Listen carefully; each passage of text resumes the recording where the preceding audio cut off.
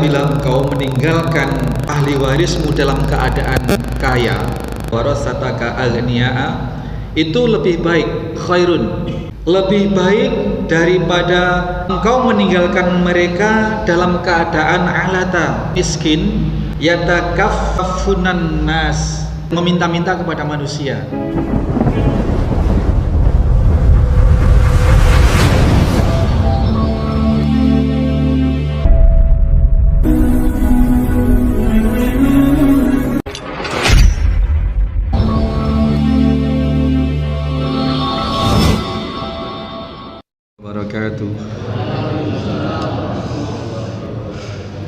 Innal hamdalillah nahmaduhu wa nasta'inuhu wa nastaghfiruh wa na'udzu billahi min shururi anfusina wa min sayyiati a'malina may yahdihillahu fala mudhillalah wa may yudlil fala hadiyalah.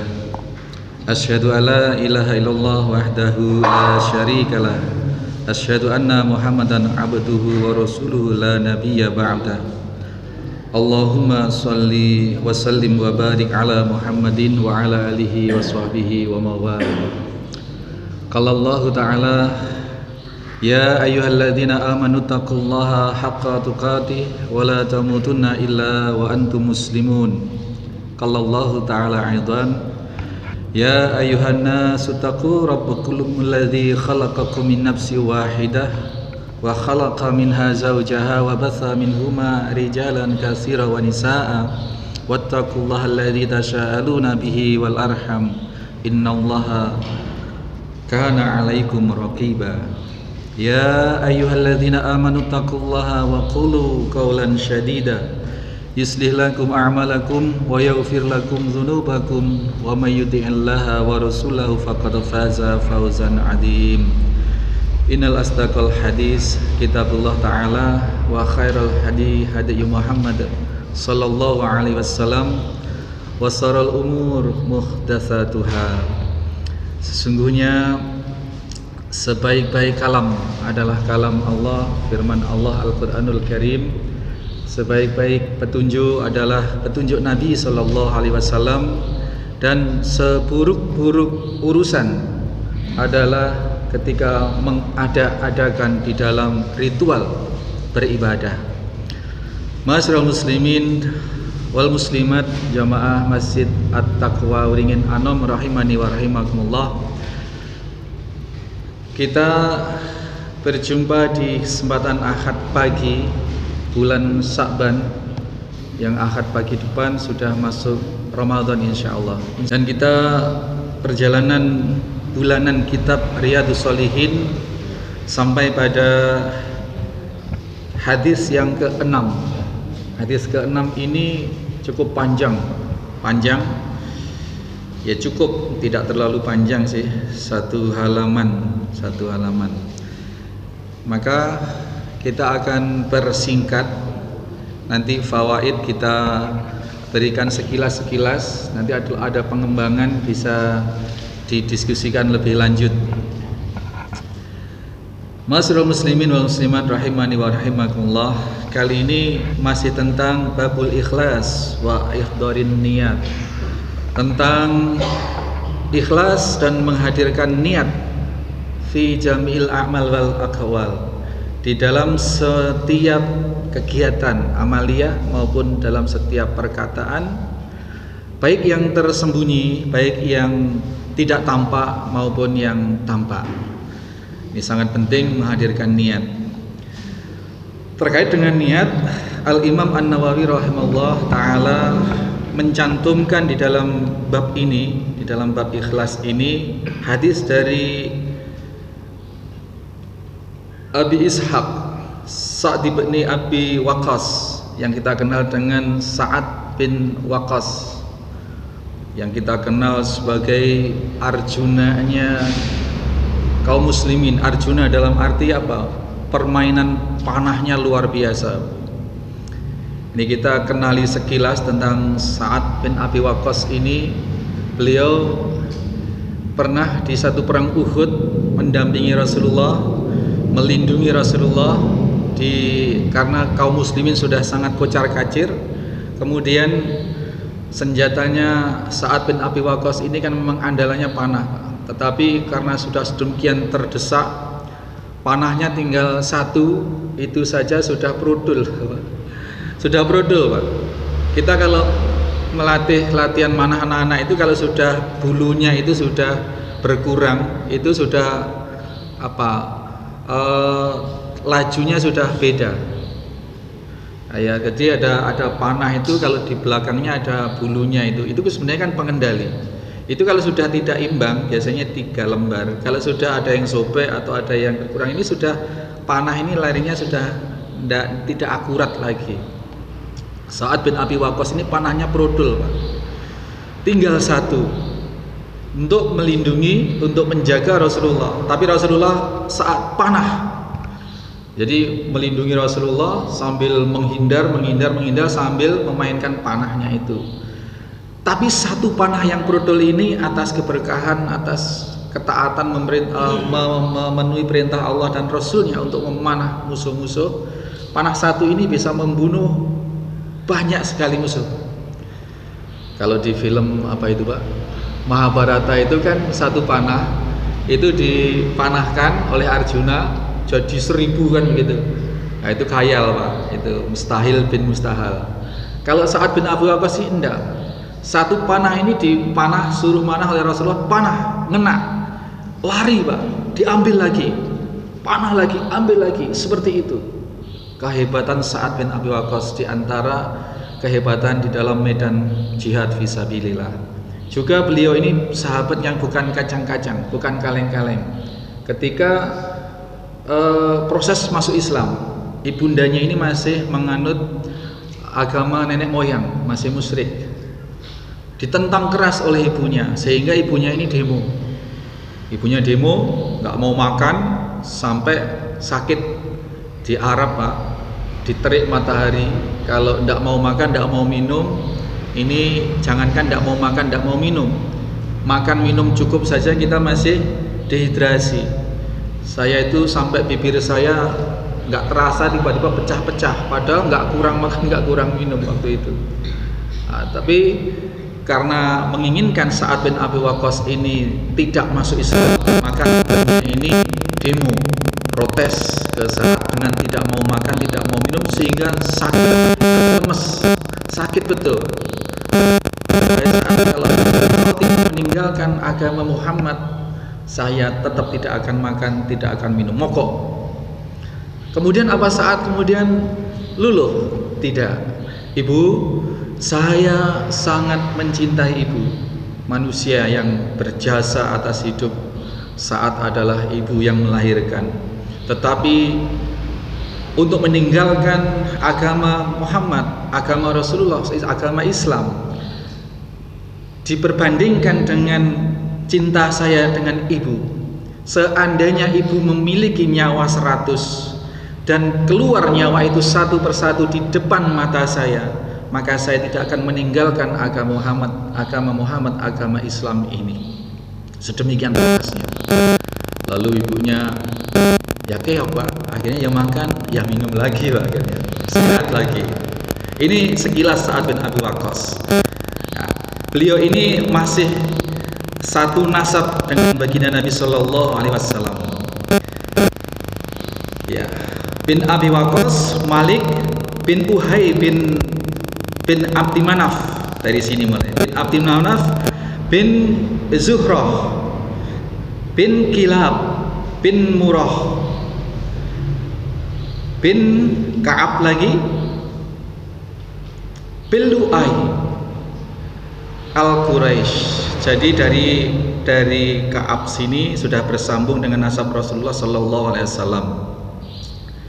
Zuhriya radhiyallahu anhu ahadil asyara masyhudi lahum bil jannah. Dia termasuk salah satu yang dipersaksikan, yang mendapatkan jaminan di antara 10 orang yang mendapat jaminan masuk surga, mendapat persaksian dari Allah, dari Rasulullah sebagai ahli surga. Bayangkan, Pak, kakinya masih menapak di bumi, setiap hari juga masih bisa makan soto, ya. Setiap hari masih bisa ke pasar, masih bisa aktivitas, tapi sudah punya tiket ke surga. Kira-kira kalau kita jamaah Masjid At-Taqwa, Bapak Ibu sekalian, kalau dikehendaki oleh Allah tiba-tiba qadarullah mendapat tiket surga, Pak, kira-kira gimana kita? Ibadah kita gimana kira-kira? Lah ya sudah jelas kok, sudah jelas surga ya sak mau-maunya kan gitu.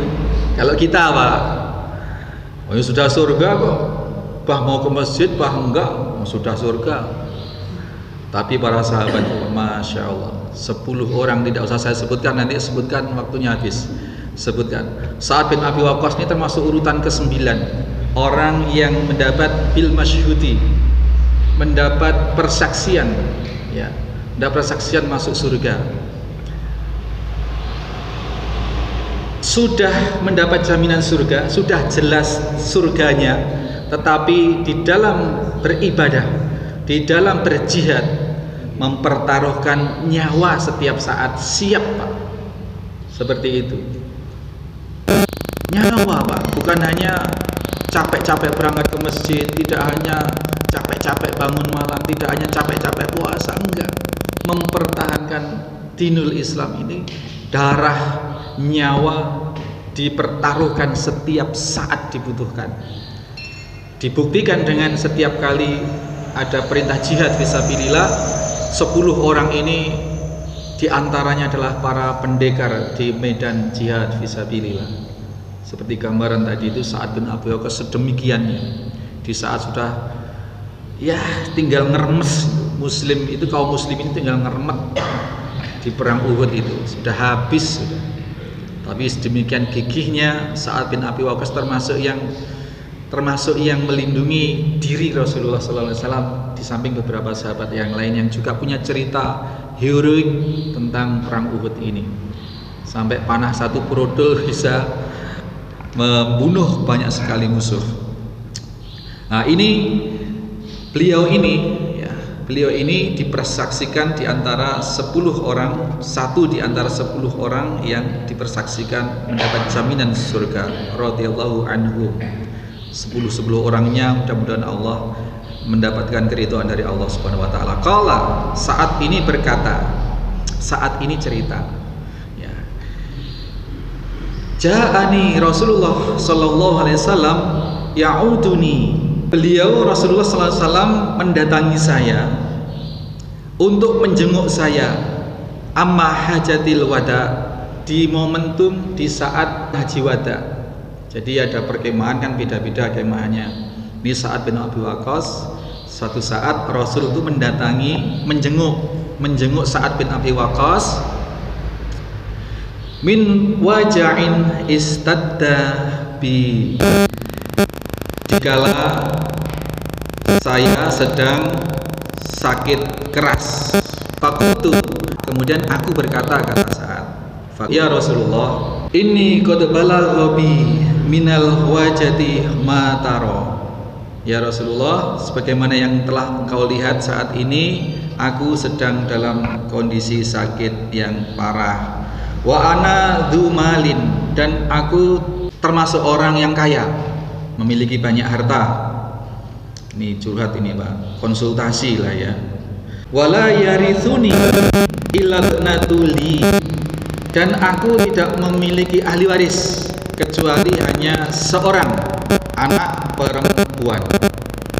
Hartanya banyak, tidak punya ahli waris kecuali anak satu perempuan. Afatasaddaqu bi sulusai mali, bolehkah aku mensedekahkan atau mewakafkan atau apalah 2/3 dari hartaku ya Rasulullah? Lalu Rasulullah menjawab, qala la, jangan ditawar Pak. Kemudian kultu, saat kemudian berkata lagi, bertanya lagi, fasadru ya Rasulullah, kalau separuh ya Rasulullah, separuh diturunkan lebih kecil. Faqala la, tetap Rasulullah bilang la, jangan, nggak boleh. Qultu fa thulutsu ya Rasulullah. Kalau sepertiga. Kemudian Rasul menjawab, Rasulullah SAW qala as-thulutsu wa thulutsu katsirun au kabirun. Baik, sepertiga. Dan sepertiga itu sudah banyak dan sudah besar. Itu jawab Rasulullah SAW. Ini harta orang yang ditinggal mati kelak. Kalau ada wasiat ini di luar waris, Pak. Ini maksimal sepertiga. Dan para ulama mensyarah hadis ini sebenarnya dari kalimat Rasul ini ats-tsulusu was-tsulusu katsira au kabiron, ini dinyatakan sebenarnya sepertiga itu sudah terlalu banyak dan terlalu besar, kalau bisa kurang dari itu. Nah, seperti itu penjelasannya. Innaka antadzara warasataka aghniya'a khairum min antadzarahum ala tayyatakaffafun nas. Sesungguhnya apabila engkau meninggalkan ahli warismu dalam keadaan kaya, warasataka aghniya'a, itu lebih baik, khairun, lebih baik daripada engkau meninggalkan mereka dalam keadaan alata, miskin, yatakaffafunan nas, meminta-minta kepada manusia. Ini nasihat yang sangat luar biasa, Bapak Ibu sekalian. Orang kadang berupaya bersedekah, berinfak kepada orang-orang siapapun, tetapi kepada ahlinya sendiri, kepada keluarganya sendiri, kadang kisah nyata. Setiap hari orang ini didatangi, ya hampir setiap hari lah, datangi orang-orang yang ya dengan berbagai modus, ujung-ujungnya itu minta uang. Dan orang ini kelemahannya kalau digunggung, Mbak. Digunggung itu apa, Pak? Disanjung. Ini Masya Allah. Iya, Pak. Jadi orang datang ya, bawa sepeda ontel, kadang naik bis, orang jauh, kadang orang dekat gitu. Dengan mudahnya, Pak. Ya, nyok gitu, nyok. Kadang bertentangan dengan keluarganya. Kadang sampai maksa, kepemilikan keluarga itu kadang maksa untuk dikasihkan orang seperti itu. Tetapi kepada keluarganya sendiri sulit, Pak, untuk memberi itu sulit. Nah, ini ada terjadi seperti itu dan banyak. Itu banyak. Nah, padahal Rasulullah SAW, ya, ini hadis ini masih berlanjut. Jadi ya, jadi harta peninggalan itu difokuskan kepada ahli waris, kepada keluarga. Meskipun Sa'ad bin Abi Waqqas tadi itu anaknya hanya satu dan cewek, perempuan. Di kalangan Arab, di bangsa Arab, Pak, kalau perempuan ini kurang berharga, Pak. Apalagi masih zaman jahiliyah, sama sekali tidak ada harganya. Dan di dalam hukum Islam kita tahu bahwa kenapa wanita ini mendapat hak hanya separuh atau satu bagian, kalau laki-laki dua bagian, karena memang yang menanggung ekonomi, menanggung kehidupan itu adalah secara ekonomi ma'isyah itu laki-laki.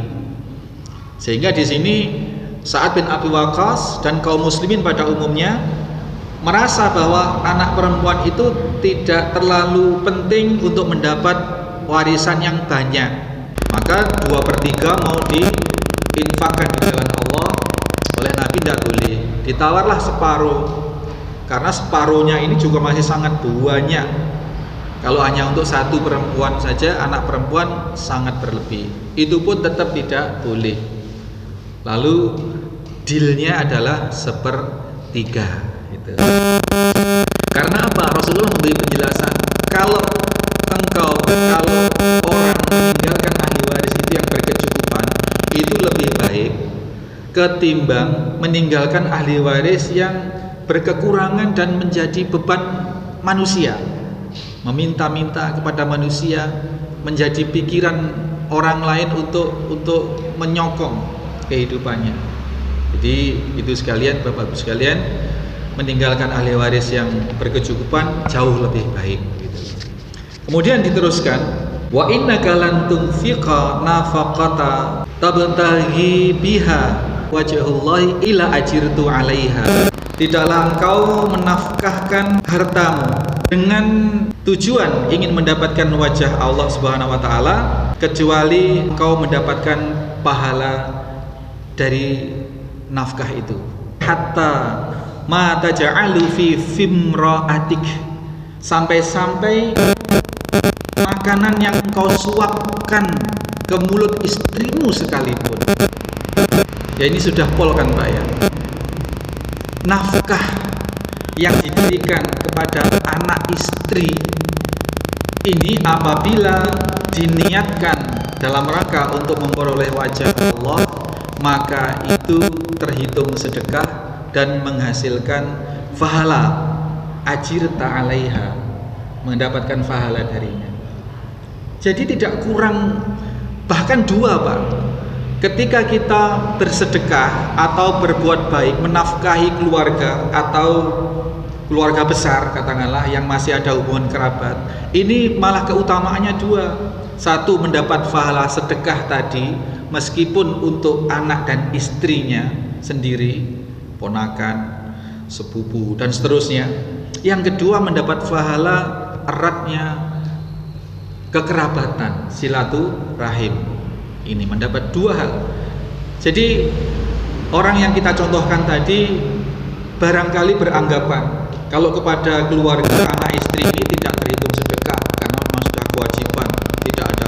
Saya ingin memperbanyak pahala sedekah sehingga dibagi ke orang-orang.